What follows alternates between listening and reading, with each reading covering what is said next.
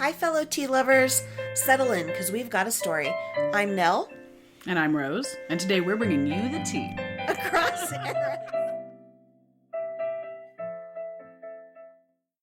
Probably going to burp again. Ginger Just ale. tell me when. Ginger ale. Oh. There it is. Ew. I know. I just watched it pop up on my screen. I know, right? Because I sit by myself in between calls all day, and it's kind of entertaining to riotously burp to yourself when there's literally no consequences, and then you're like in different situations, and you realize that that wasn't appropriate after you've done it, because it's become so natural at this point. Like, the worst thing that happens is occasionally my partner will yell from the other room, "Woohoo, that's an 8 out of 10. When I first started at the job I have now, it was an office job. We went into the office at that time. And I had just come from retail. So, like, having my own office was wild. Oh, man, that first week or two, just, I'm in charge of a space. Right, with, like, no direction. Man, being a new person sucks so bad. But, I remember burping in my office one time because the person who sat in the office across from me usually wasn't there. Like, he worked from home a lot already, and he did that kind of thing. He's like, woohoo! Or, and rated it. And I was just like, oh, my God. Oh, people can hear me. Oh, no. Now I work from home, and I realize, like, from 8 to 5, I just talk to myself all day. Okay. Last Friday. It was so much fun. Right. Thank you. Talk about it. Thank you so much for working on my schedule, because I know it's bonkers all the time. It's fine, because August is this week, which means it's like fall, and school is about to start, and I'm Things going about to to be get so much more unflexible. And yeah, no. I'm so sorry. That is okay. We're going to roll with it. Yeah. But it was, I have been wanting to see the movie Firebrand since it came out in the UK. So this came out in 2023 in December in its UK release. And it is a long-awaited biopic of Katherine Parr, last wife of Henry VIII. The one that lived. Question, who was it long awaited by? Tudor enthusiasts in general. There's like a couple of tiers of people that give a crap about a Katherine Parr biopic. It is generally entertaining, and it's a known piece of history for just a large section of people. Yeah. Because Henry VIII is interesting. Right, and I didn't ask to be snarky. I was wondering because this movie, Firebrand, which you know, is based off a book.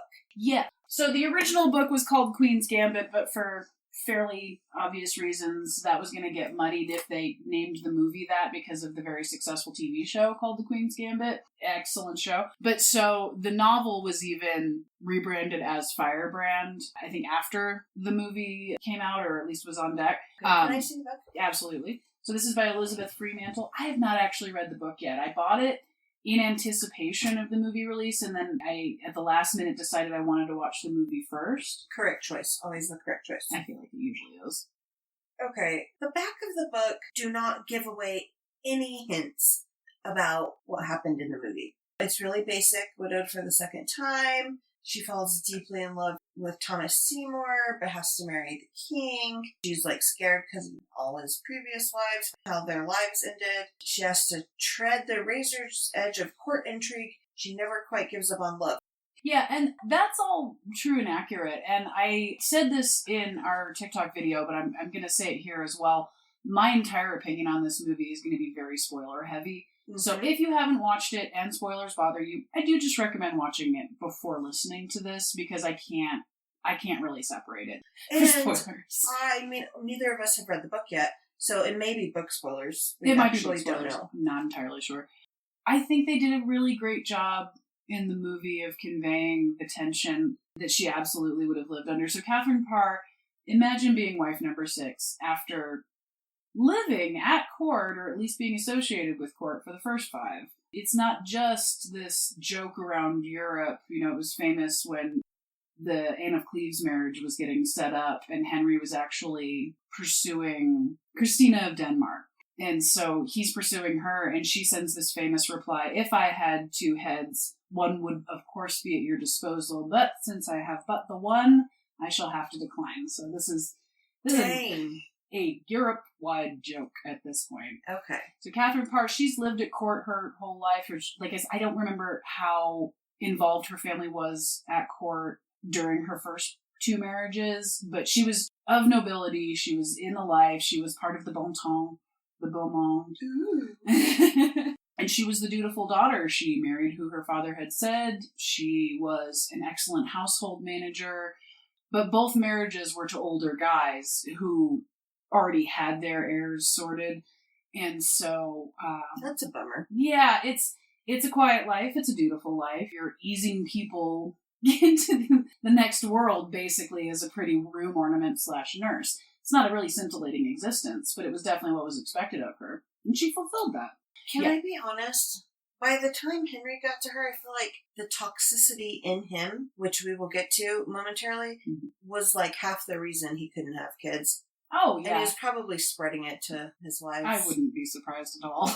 Right. Like he had a suppurating sore on his leg for a decade. They wouldn't amputate. There was no way to cure it. It was basically limping along gangrenously for an extraordinarily long time.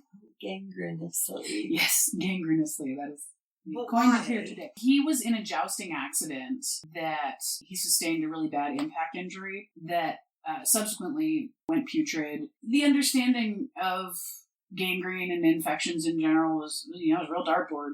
They understood that it happened and that it was a bad thing, but not why. And so the variety of cures available may or may not help and usually don't. And the interesting thing is that rich folk medicine actually tends to have a lower margin of success. Yeah, that's true. Because they can afford ground pearls and think it's a good idea to drink them in vinegar. Wow. Whereas the guy on the street's like, I don't know, put some lavender on it or something. And that's actually going to have a statistically better effect.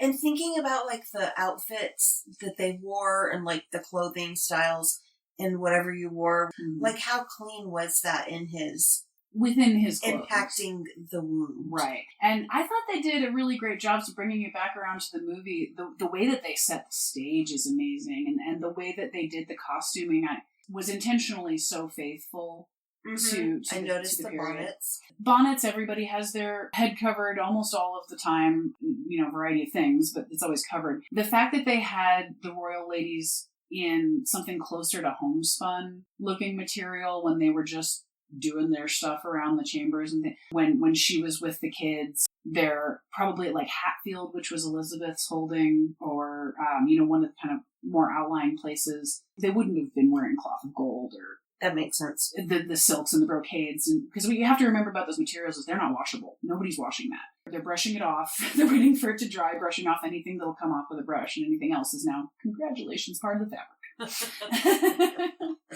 So you do have to have your homespun and your everyday, and I'm walking around in this. I mean, and it's still probably more restrictive than our schlubbies, Yeah. But it's their version. Everybody has schlubbies. And they did a good job, I thought, of showing, like, how the sleeves were. Yeah. Removable? Yes, because almost any of your sleeves are either going to be tied on or sewn on. In a more complicated dress, you're actually getting sewn half into it most of the time. That's a lot of why you need ladies' maids to dress you, is because they're stitching you into those clothes, and then they'll come and cut you out of it when you're ready. Wow. Wow. You can't do that without assistance. There's this scene in The Duchess when it's their wedding night and the Duke comes in, and Keira Knightley is sort of standing there like, oh, nobody's explained anything to me because I'm a royal lady and I'm not supposed to know, but what's going on, And he asks one of the ladies' maids for a pair of scissors. And yeah, you make a face. It sounds so like, oh my, that's barbaric. He's just going to cut those clothes right off of her. No, he's just offering to take over the ladies' maid job because he'd like her to leave now. It was far less aggressive than it actually felt, despite how aggressive it then became. Yeah, I really, really hate that movie. I do too, but I love it in equal measure. It's so traumatizing. It really is, but her life was traumatizing. I remember renting that movie back when we had video rentals, the great ones, and my kid and I watched it together, and she was young. Yeah, you don't know. Yeah. It's so grim. I feel like that's how my family probably felt about Rob Roy. Like, oh, it's historic. Yes, but... Okay, so when I was coming over Friday evening, I remembered that we had talked about a movie and we wanted to watch it. And honestly, like, I was just, like, off work and ready for the weekend. So I'm like, Rose, what are you doing? is that movie still in the theaters? Even though I know she's working, right? And I know that she's not going to take off. I have a real pathological problem with calling out. It's okay. No, it's fair. It's totally fair. And anyways, I knew that there was a movie, and she was like, "Hey, like I'll rent it. It's on streaming." And I had forgotten that this was related to a story she had told me about Jude Law. Yes. And actually, they rode on it a lot in the publicity, which, I mean, for really good reasons. So Jude Law is playing Henry VIII. That was a little surprising to me, mostly because I see him lanky, you know? I don't think of him as a large guy. I think he was a tall guy. In seeing the publicity shots in the trailer and stuff, I was sold. He makes a great old Henry. Yeah, He really does. The lack of redheadedness is not a problem. Apparently, when they were filming, he wanted to be as accurate as possible. And again, I think they did a fabulous job with that. Part of life in the Tudor era was the smells. We've talked about this before. So he went to a perfumer friend and said, I'm playing Henry VIII, and at this age, he would have had this disgusting, rotting leg that everybody around him that wanted to cozy up, physically or metaphorically, would have to deal with. What would you make that smell like? And so this perfumer makes this pussy, bloody, smelling mess, and Jude Law starts putting it on before scenes, like poor Alicia Vikander. And you can see it on her face at a good couple of points. You can, for quite a few of them. Like when they lean in and then they make that, oh no, like a cat that has just smelled something weird. You know that face. Yeah. But so the director gets a hold of the perfume and goes, oh, that's an amazing idea. We want to be as accurate as possible. Start spraying it everywhere. So apparently that set just smelled like a rotting Henry VIII. Oh, I forgot those two things went together. Okay, so we're sitting there. How long was the movie? Like hour and 45 minutes? A bit longer. I think it was closer to 2 hours. Okay. Yeah. So, like, the first hour, I'm good. I'm enjoying it. I was being really annoying. It wasn't annoying. This is Bishop Gardner. We hate him. No, well, I mean, if we had watched in the theater, that would be embarrassing to me. But I didn't think that was annoying. I find that helpful. But I can focus on a lot of things at once. A really bad trait. Yeah, no, yeah. First hour, I'm enjoying it. She's telling you what's going on, or like who's who, and then who was her not witch friend, but got treated as a witch. Yeah, friend? it definitely got presented a lot that way. So one of the very real problems that Katherine Parr had that created the biggest drama in her marriage with Henry was her friendship with Anne Askew. Anne Askew was a revolutionary Protestant figure that advocated for people to have their own relationship with God, which doesn't feel like a revolutionary concept to us. No. But the idea of people even knowing what the Bible contained in their own language was wildly controversial at this point. Which is hilarious because you're talking about the Bible, which says within it, Jesus, in the Gospels, he's like, okay, guys, like gather around. I'm going to teach you how to pray. Here's an example of how to pray. And you do it right to my Father, the Lord. Right, exactly. And so the people that have the control over that message don't necessarily want to lose that. They're currently employed, fed, and exist because they are the conduit to God. And outside of the moral angle, which is concerning in the extreme, but outside of the moral angle, economies rise and fall on these moments. Yeah. It's not necessarily that Protestantism didn't exist before Henry decided he wanted to marry Anne Boleyn. However, it got traction in extremely powerful intellectual and economic circles because of that push.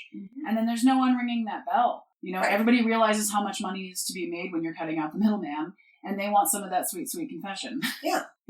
Take the morality out of it. It's a sound economic decision.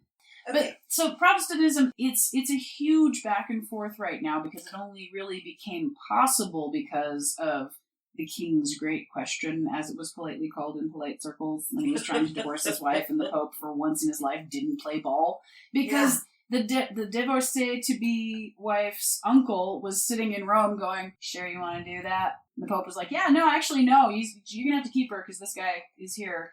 And what pull did her uncle have over the Pope? Her uncle was the Holy Roman Emperor, also King of Spain. Also, not uncle, excuse me, her nephew. So her nephew was the Holy Roman Emperor, King of Spain, and very much else, who had just invaded Rome. Got it. So nephew's like... Yeah. Because normally the Pope is totally fine. You're like, yeah, reason number 15, send him a letter, get you a new wife. But he can't right now. There's a literal boot on his neck. Bad timing. Yeah. Okay. Yeah, and so in order to accomplish the thing that Henry, through absolute terror of dynastic chaos, is convinced that he has to provide. It's his entire life's purpose. Yeah, we talked about that. I've talked about this in the past. I'm not a Henry VIII apologist, but I don't think it was just blanket crazy. It had reasons. Right. Family pressure, Family my pressure. gosh. Oh, yes. And so he's trying to accomplish this, and he's getting increasingly more frustrated that nobody is helping him. It's one of those I'll do it my damn self kind of things, and declares himself head of the church. And then immediately after getting to marry Anne and moving on with his life, kind of doesn't give a crap. He's been Catholic his whole life. He's praying Catholic. He's still like, yeah, we pray in Latin. No, the priests are the guys that pray. Why do the people want to speak in their own language and read their own Bible? That wasn't what this was about. It was about me getting a divorce, damn it. This is the extremely quick and dirty version of why Protestantism got screwed with in the Tudor court. So, shift number 1, Protestantism exists. King is now head of church because King wanted divorce. He thinks that he was out of God's good graces because he married his brother's widow. So he's now rectified this situation and is thus due sons.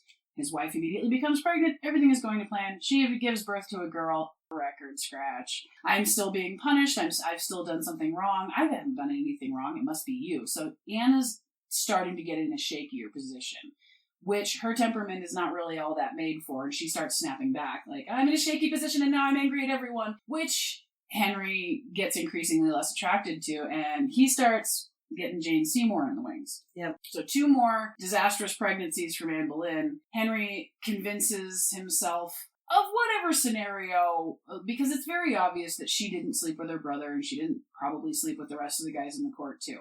Yep. But he really, really, really needed to get rid of her, and so he was very ready to believe these adultery rumors, and so... Believe. Yeah, believe. Make them up, probably.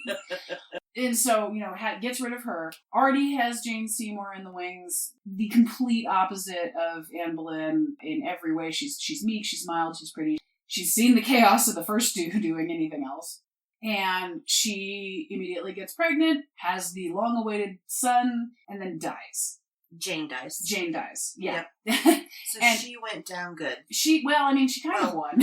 She went down in Henry's good graces. Yes, she didn't have time to piss him off, is really the reality. And she gave him the thing that was his heart's desire. Yep. So he goes for a little while with, wives are awful, I don't want any more of those. I got the thing I needed, can we all just run the country for a while? Right. And his advisors start like, kids die a lot, and you're still on pretty shaky ground, so and you're a king. This is a great opportunity for a political alliance. So that's when the Anne of Cleves marriage starts getting shopped. Okay. It's actually one of the reasons that Thomas Cromwell loses his position so spectacularly, because he was the chancellor that put together the Cleves marriage, and then Henry was very, very angry about the Cleves marriage, and so of course his fault. Yeah, obviously. Right.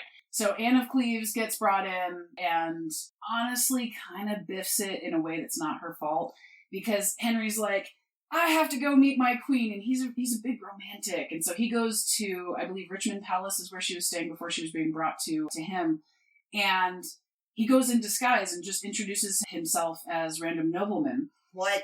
Now remember, he's already got the sore at this point. He's already rotting, old man, probably doesn't wash a lot, but many other things beside, and he doesn't introduce himself. And so Anne of Cleves is like, well, hello, smelly man number 4. You're probably someone I should be polite to, but I'm not going to flirt because I've heard about this guy, and I'm definitely not an adulteress. And so he is wildly offended that his lady love didn't recognize him, because it wasn't a true love match, because he was expecting the spark. What number was she? 4. Yeah, it's not a true love match. Yeah, exactly. I mean, so for some people, not for him. He ends up complaining immediately. She's too ugly to sleep with. I can't do this. Send her back. I don't want it. And he can't, because the Cleves alliance is actually quite important. And so for a while, he's stuck with her and is absolutely hardly touching her at all. And the poor thing, she's suffering from virginity. Nobody explains what's going to happen. You're virginal until your wedding night, and then all of a sudden you're supposed to be this nympho because you're supposed to be keeping your husband happy. The expectation is ridiculous. Right, if you don't know what's going on. Right? And so somebody comes and asks her at one point, because it's becoming concerning that she hasn't gotten pregnant, has the king slept with you? Like, of course He comes and kisses me every night. We've consummated our marriage. She had no idea. Yeah, that's rough. So Henry is so disgusted with the whole thing, he finally says, screw the Cleves alliance. I need to divorce you, and I need you to play along. And this is why Anne of Cleves really won out of everybody, because she immediately saw the writing on the wall and was like, yep, absolutely, I would be very happy to be the king's good sister rather than his wife. You have a lovely life. I'll take those 3 houses you offered me in return, and just lives her life as a rich bacheloress doing whatever the hell she wants. The dream. The dream. The dream. For me, I'm single. Hey, for anybody, especially in that period. In that period, she got to run her own life. Yeah. Because she very quickly was like, yeah, no, I don't want any bit of this.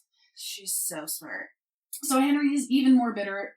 He is depressed and is not a good person with absolute power to be depressed around. I bet. Causing a lot of issue, and so his closest advisors decide he needs a wife. That's worked out well. I know, right? So they find Katherine Howard. Katherine Howard is maybe a bastard, probably a bastard. She's raised in the household of the Dowager Duchess of Norfolk, which is basically where you send your well-born but unwanted daughters. Ouch. Yeah. So you have a court affair, somebody has an unwanted pregnancy, they retire quietly to the country for a year, dump their baby off with the Dowager Duchess, and go back to court. It's sort of a well-born orphanage. Okay. And so these are not ladies that are well chaperoned. This house has a bit of a reputation, and so they go and get Katherine Howard and bring her to court, and of course she's 14 at the time. Oof. And she's what Henry called his rose without a thorn. She's the flower of English beauty. At this point, he doesn't want dynasty. He doesn't care as much about kids. He still cares about kids, but he's so done with wives. He wants something fun. Yeah. And so that's Katherine Howard. And so Katherine Howard, for a while, is pretty happy with the situation. You got to imagine, at least from the economic standpoint, she's gone from relative obscurity where food is kind of a concern to the best living conditions you can possibly get. And so, yeah, for a while, I bet that is exciting. But then pretty quickly, it probably gets pretty raw, screwing Henry VIII in his twilight years, raw leg, who is rotting literally from the outside in. Having that on you every night is probably not amazing. She starts, it's debated whether or not it's an actual affair. I believe that it was. I think if you were already making the kind of stupid mistakes that she was making and associating with this person, she was probably getting some. Okay. Otherwise, it wouldn't be worth it. But so one of his house pages, Thomas Culpeper, starts having an affair with him. And this is found out, this is treason. If you're the queen and you're screwing around, that's treason because you're messing with the succession. So that's why she gets her head cut off. Man. All of this very long run-up, poor Katherine Parr is walking into. And so she's watching her last husband die and is in love with Thomas Seymour, side note, the brother of Jane Seymour. She's in Edward's love mother. with her stepson's uncle. Except that was a previous association. Yeah. That's just who that is. Yeah, it's just funny. Yeah. So she's sort of looking forward to finally getting to live her life the way that she had hoped. But she's finally getting to possibly marry the person that she actually loves, and then Henry comes in and goes, wow, this chick's pretty hot, and she takes care of old men real good. Oof, I think I need a wife.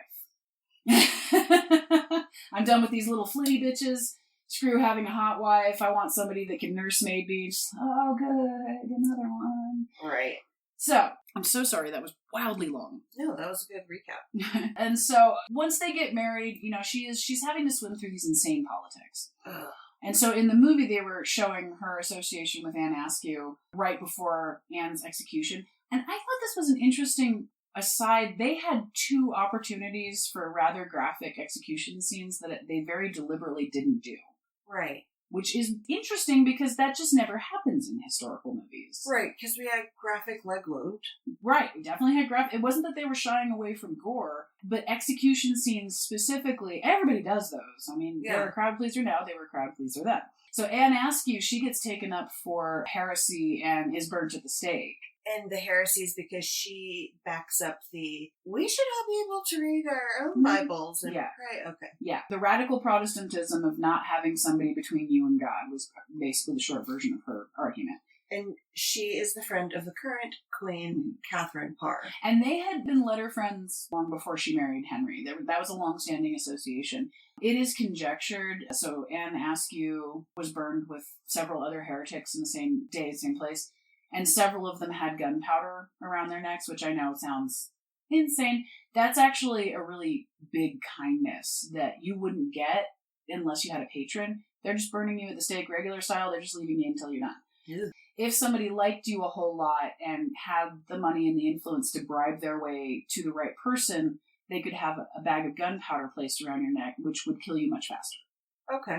And it's rumored that Katherine Parr paid for Anne Askew's gunpowder. Okay, so definitely not in the movie, because in the movie she just finds out about it secondhand.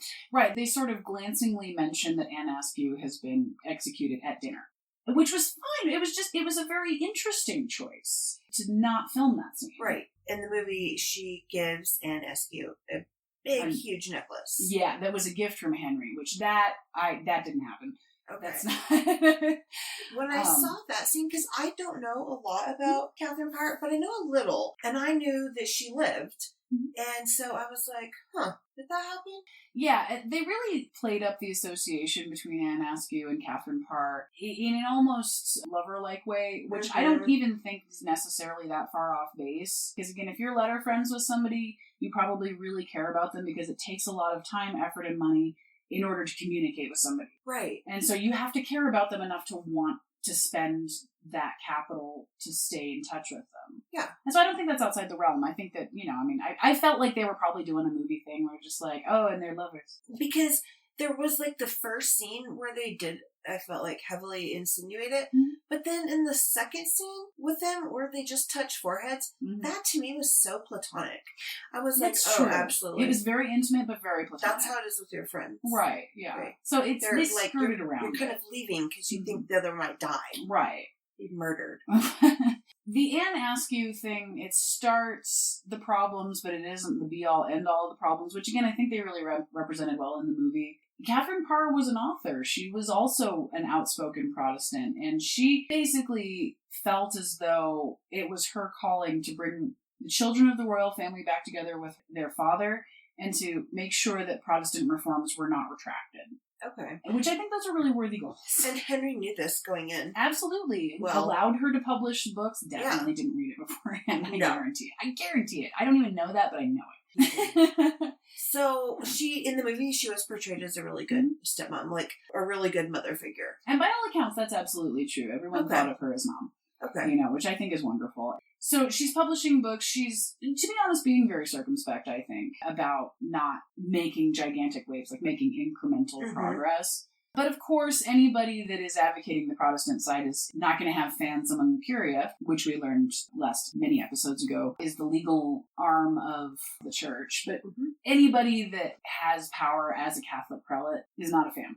Okay, that makes sense. Yeah, and so Bishop Gardner, who hate, he spearheads a whole coup to convince Henry that she is a heretic, that she's actively trying to destroy his monarchy. And at this point, Henry is very old and very susceptible. He basically, whoever is in his good graces is who's in his line of sight. At that point, it was a known factor that you could go and change his mind about anything if you could get in front of him. Getting access to the king was the problem. Okay. And so he's got Bishop Gardner whispering in his ear, oh man, this chick thinks she's smarter than you, and she thinks she's going to take over your kingdom, and your kids like her better, and I don't know, I might get rid of her if I were you. And he talks him into it. And this is where the movie departed from the story so badly that I was upset.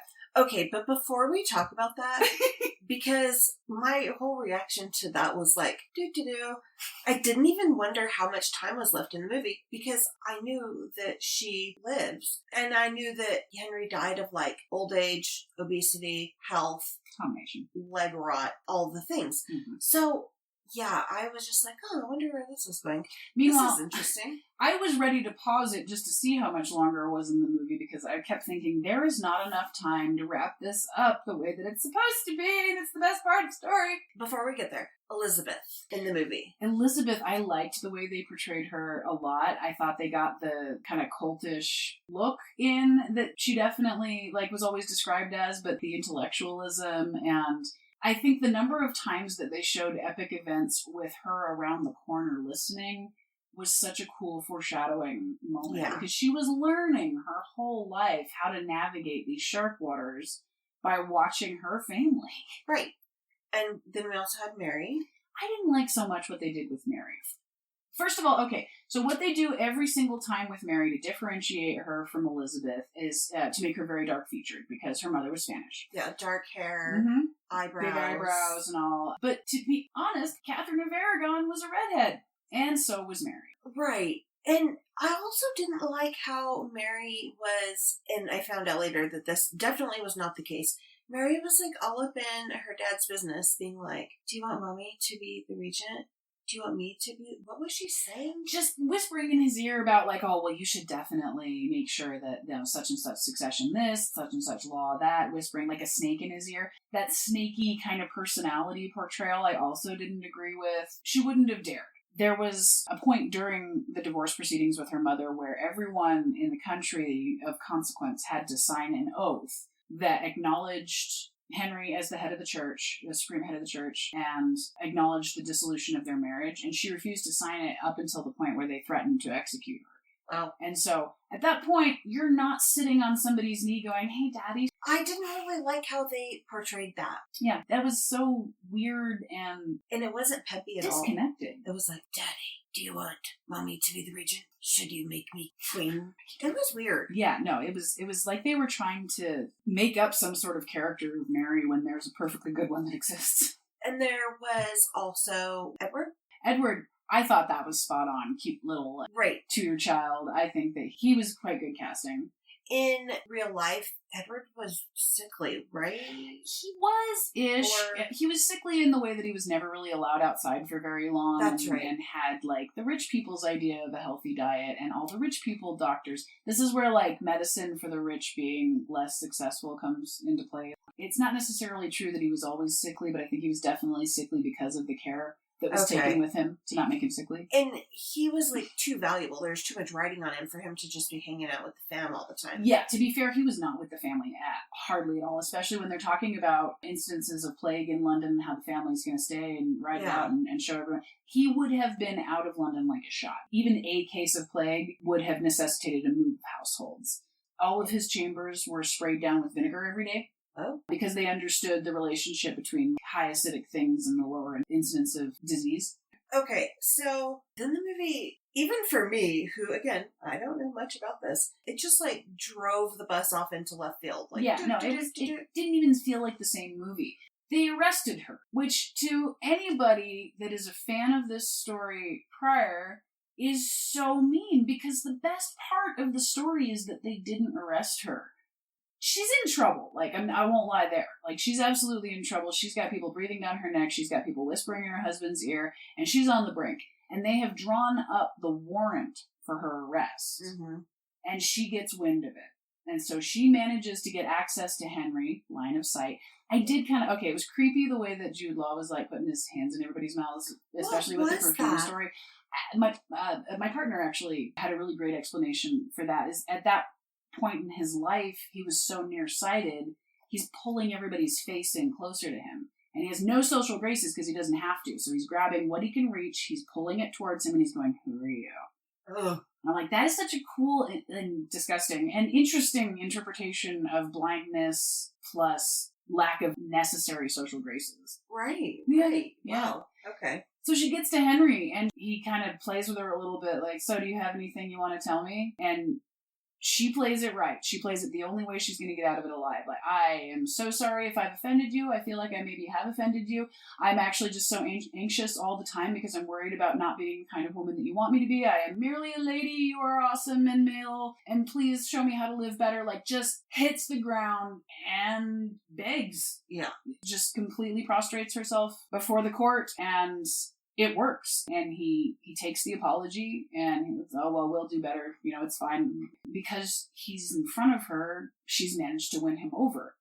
Immediately afterward, Bishop Gardner comes to serve the warrant for her arrest. We hate him. And Henry beats him with his walking stick and yells at him, how dare you assume that I would ever arrest my dear lady wife? What is wrong with you? I was waiting this entire movie for that scene. It's awesome.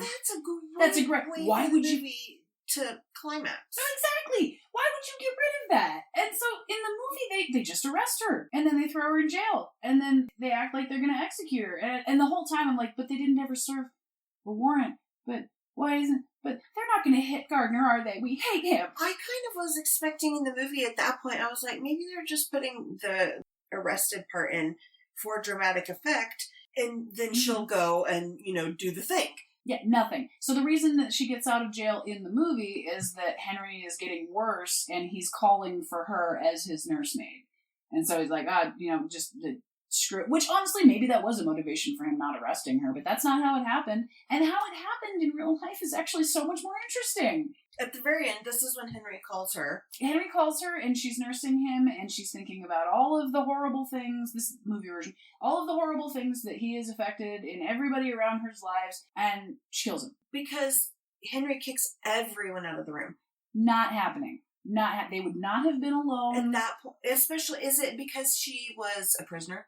Yeah, she hadn't been cleared in the movie version of any of the charges, and so even if he died, she would have gotten executed. They would not have brought an attainted felon into the king's bedroom in the first place, no matter how much he called for her, and they would never have left her alone with him, even in the real-life scenario, where she's his trusted wife. There are way too many people invested in the outcome. I was like, homegirl is strangling him. She's not going to get pardoned now.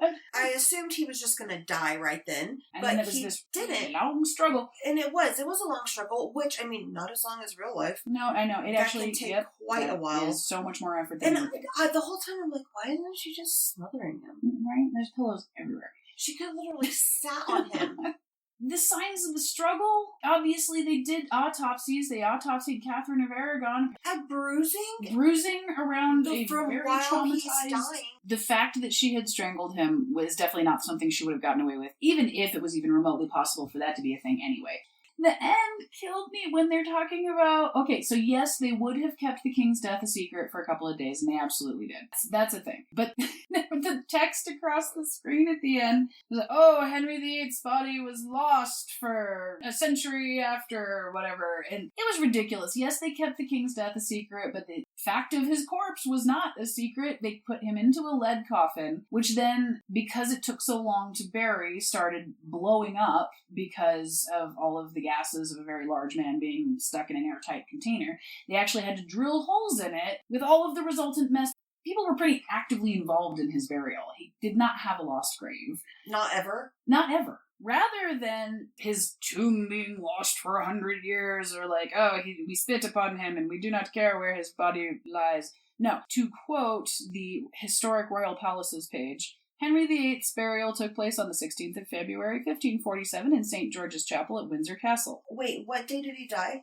He died on the 28th of January.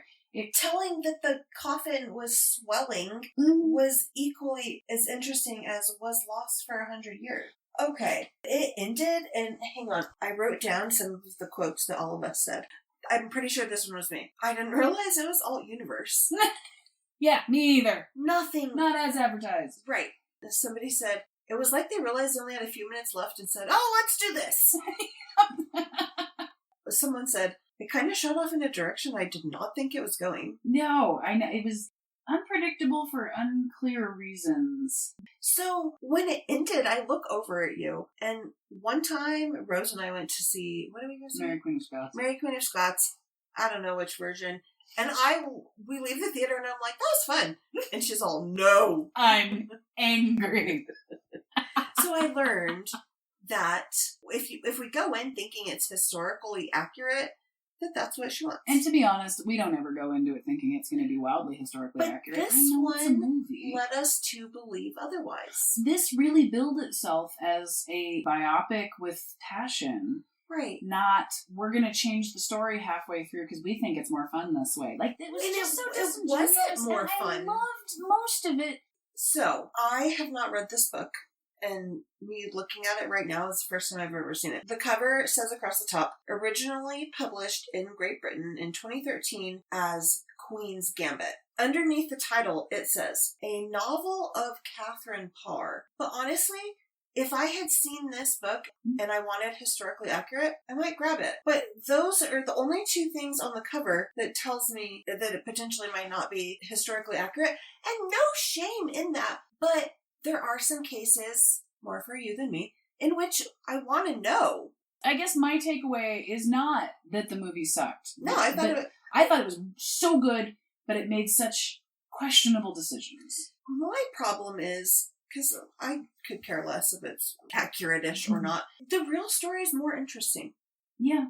And that's often the case. The real story, our real stories are bonkers. There is no reason to change it when reality is so damn entertaining. Right. And so, I think you still have to pay to rent it, but when it's free, you guys should watch it. I do really recommend it, but you're going to have opinions. Okay, well guys, let us know what you think. I'm genuinely curious because, like I said, this isn't a bash piece. This is just a general cry to the ether, like, please love our history better. To that one person, you know who you are, who always leaves a lovely comment on our YouTube page, let us know what you think.